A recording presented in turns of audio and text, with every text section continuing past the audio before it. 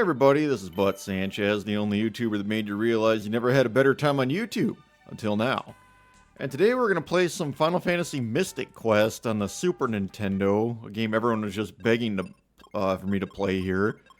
So I guess we'll just start it right off. The character's name is Benjamin according to the manual, even though if you kind of let the opening cinematic, I'll call it a cinematic, play out, you'll have like the demo screen play, which has Benjamin named as demo play. But anyway, we'll just start off. So this is the Hill of Destiny, the first, I'm not gonna really call it a dungeon, but the first area in the game. And that little guy there on the cloud or whatever it is that ran away is his name is White, even though he never has his name stated in the game. I believe it's only stated in the European version of the game, which was called Final Fantasy Legend. And if you're not familiar with this game, it's an entry-level RPG. We got this game instead of Final Fantasy V for Super Nintendo, which is just an... Final Fantasy V is an overlooked game, and I think it's an excellent game in the series. It's much better than Final Fantasy Mystic Quest. So anyway, Mystic Quest here, I'm going to be editing out probably 99% of the random encounters, except for boss fights and mandatory fights, just to show you, and some battlefield fights. And right off the bat, we're going to be told the story, which I use that word loosely in this game, as... essentially, White here believes that Benjamin is the knight in the prophecy to save the world. And Benjamin himself is kind of confused with this. And right off the bat, we're going to get into a fight with the first monster in the game, which is also the first boss in the game, called the Behemoth. And for some reason when I was fighting him, I decided, you know, you can run. So I decided to try and run, and the run didn't do anything. And what's actually funny in this fight is I actually get killed by the Behemoth because he ends up getting a crit on Benjamin doing 24 damage. So I ended up getting a give up screen. So you'll see, yeah, there's the critical hit there. So I didn't really stand a chance here. So you'll see Benjamin, the guy that's the prophecy knight to save the world, ends up getting killed on the very first boss in the game. But if you die in this game, you can actually just choose to not give up. And if you don't give up, then you actually just start the fight off back where you were. Anyway, this is the Behemoth. He does not use the standard boss theme, but shares its theme with the Hill of Destiny level. He has 80 hit points, which means Benjamin must attack at least 2 times to win. 1 critical hit and then 1 normal attack, because his crit does, I think, triple damage. He has no resistances or strengths of any kind. And just like that, the Behemoth is dead. So this is just the opening of the game here, just kind of give you a rundown of the simple mechanics of the random encounters in this game. Like I said, I'm going to edit out most of them. The very first monster I fight in the level forest, or whatever it's called, I will be showing that off just to kind of show what the battles are kind of like and how monotonous they are. You'll be thanking me that I'm editing out almost all of the random encounters. Anyway, let's leave the Hill of Destiny, which is a level that you cannot go back to, but there's nothing really of interest there. So here's a level forest, the first, I'll say, dungeon in the game. Here's me just saving here. And I think I'm going to the customize here, because if you notice the life indicator is in that scale, it figures a lot better. I set the message speed to fast, because whenever you attack a monster, it doesn't matter how many times you attack it with a weapon or an element that it's weak against, it'll always say, like, Poison Frog is weak against, like, axe-type attacks or something like that. Or if you have Tristan, which is our second party member we'll get momentarily, every time he throws a ninja star, it'll say, Poison Frog is strong against poison-type attacks. And then the frog dies, so it's kind of pointless to see that. So anyway, let's just take a look at the items here. That's the Tree Wither. We have a lot of items to go. Go right to the forest, which is the first town in the game. As you can see in the world map, you don't really manually travel between the areas, but just press left, right, up, and down, depending if the icon allows you to go in that direction.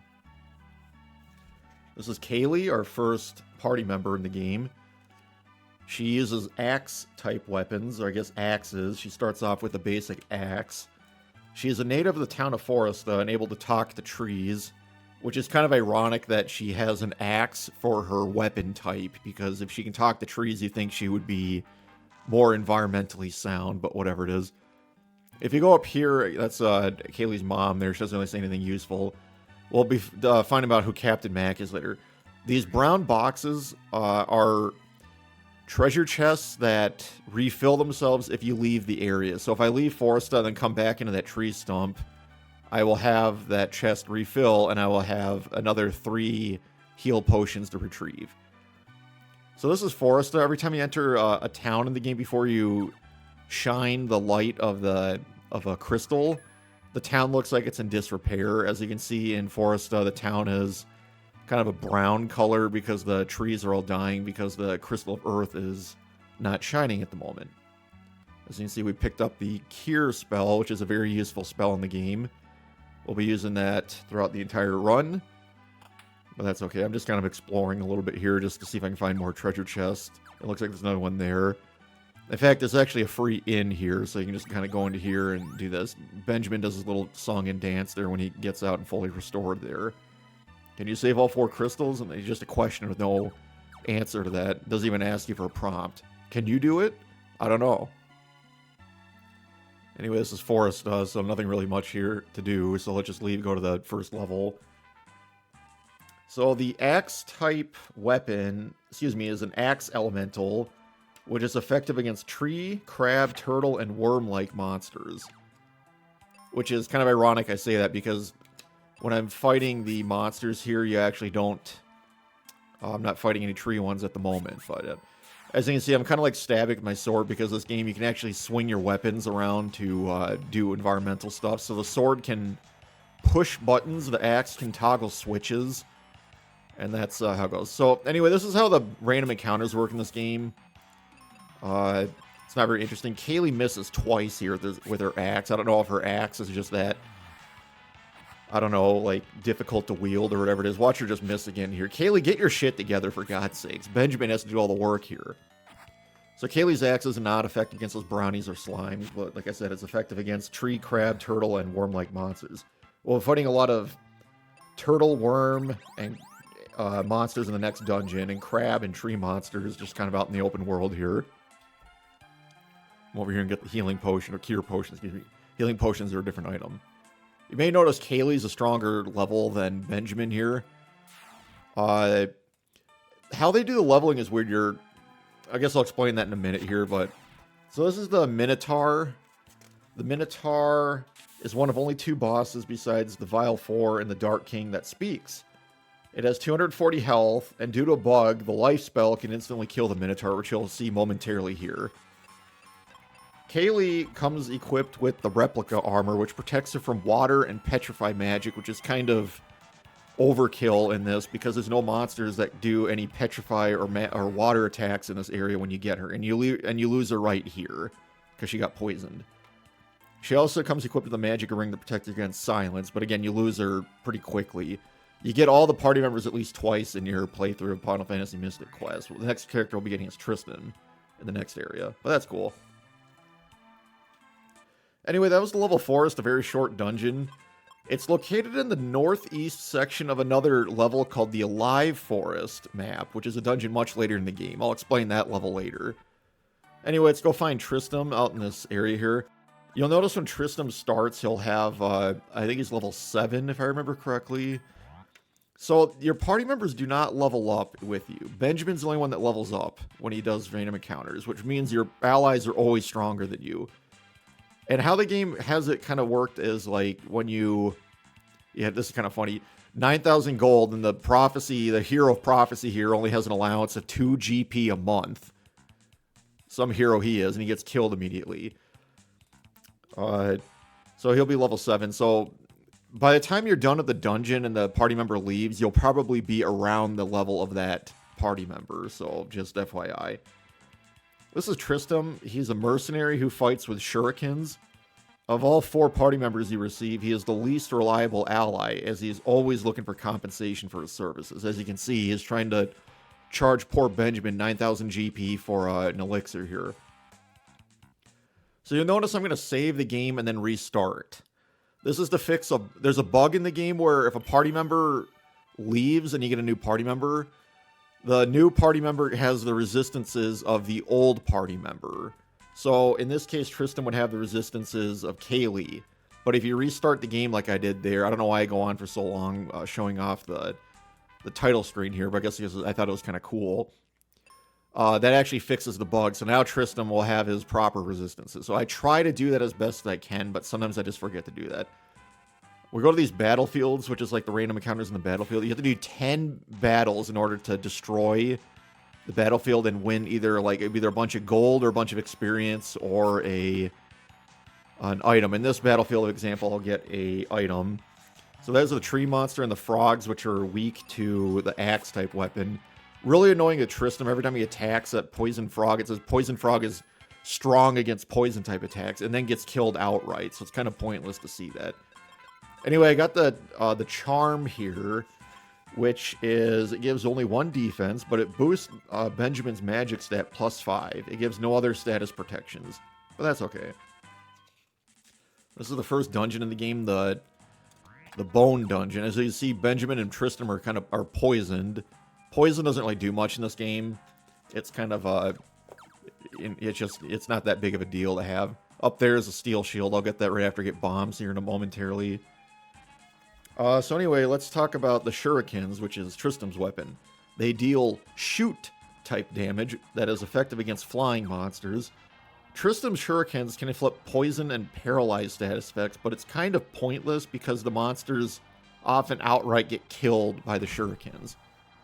If you say no here, you can actually get a bargain from the bombs and get them for 15 GP instead of 30, which is kind of strange, but hey, I'll do that anyway. It doesn't really matter. Gold's kind of pointless in this game anyway. So it's a good time to mention the weapons. So you start with a steel sword, an axe, and bombs.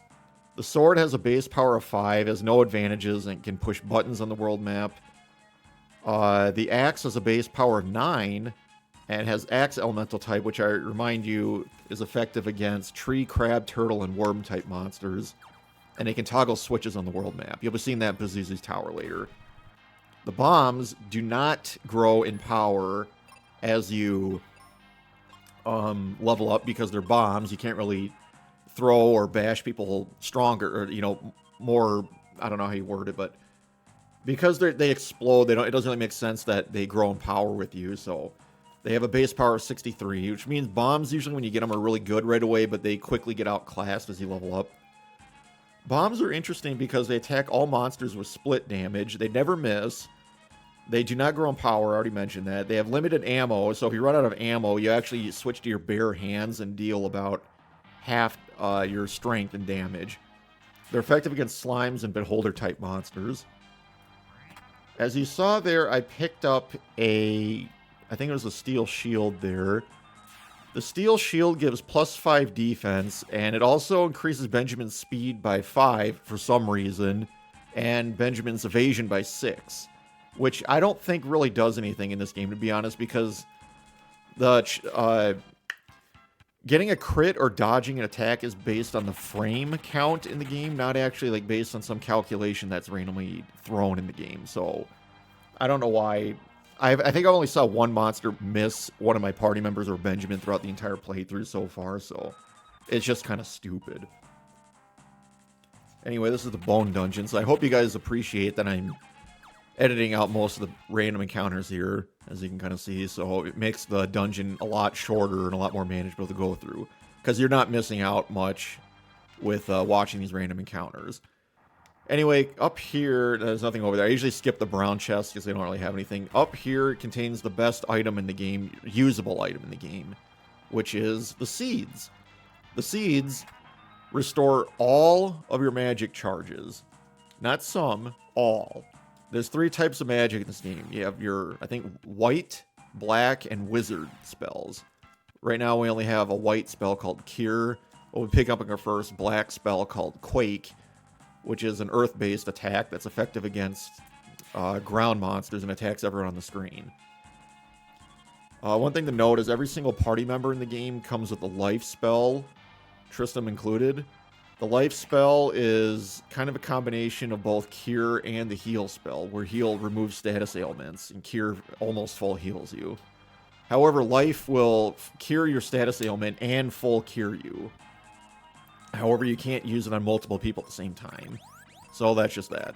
I actually used one of my seeds here just because I didn't realize I was so low on Cure here. So here's a Vile 4, one of the Vile 4 monsters, the main bosses in the game.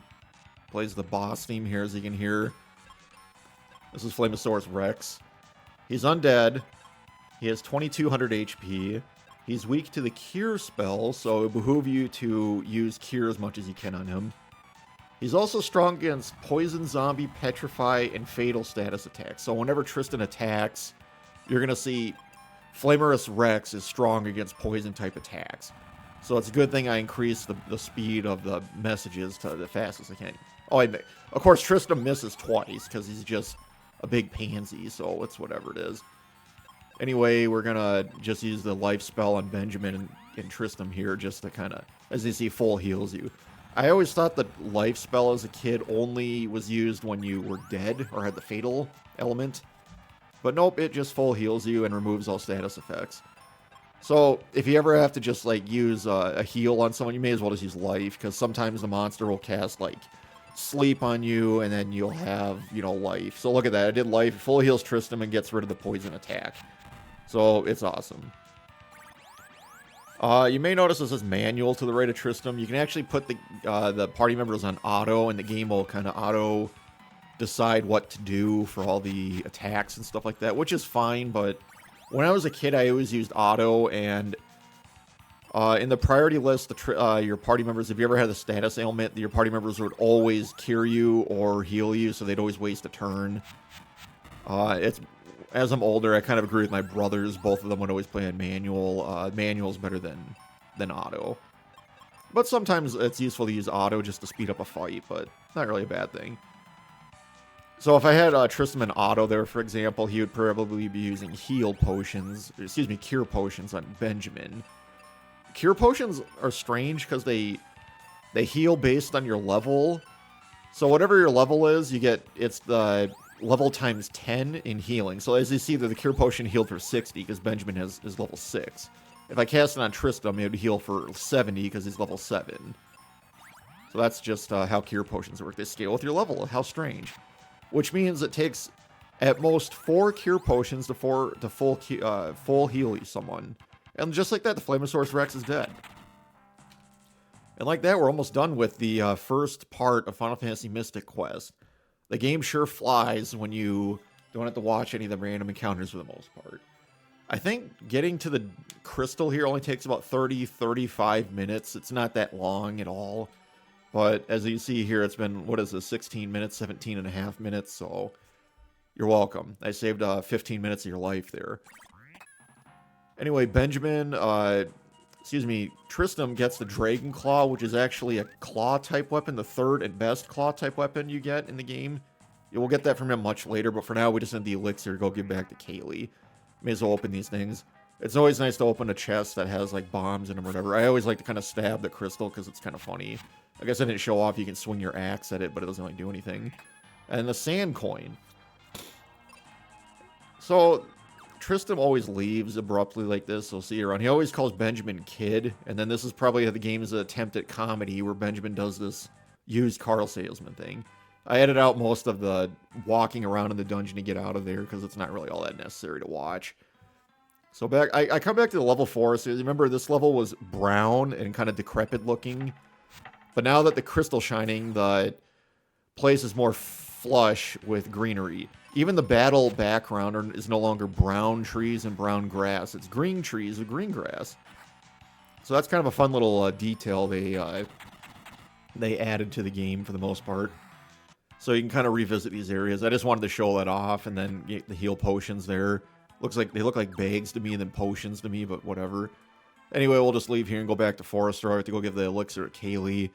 If you remember, Forrestra was also like kind of a brown and decrepit looking place, but now it's like flush and lively because we got the Crystal of Earth to shine once again. So now we get the cure potions first. We just kind of steal them. Give the elixir back to Kaylee. She'll be okay. Go talk to Spencer. We'll be going to Aquarius several times in the game to go talk to this guy named Spencer, who is kind of just digging around in the dirt.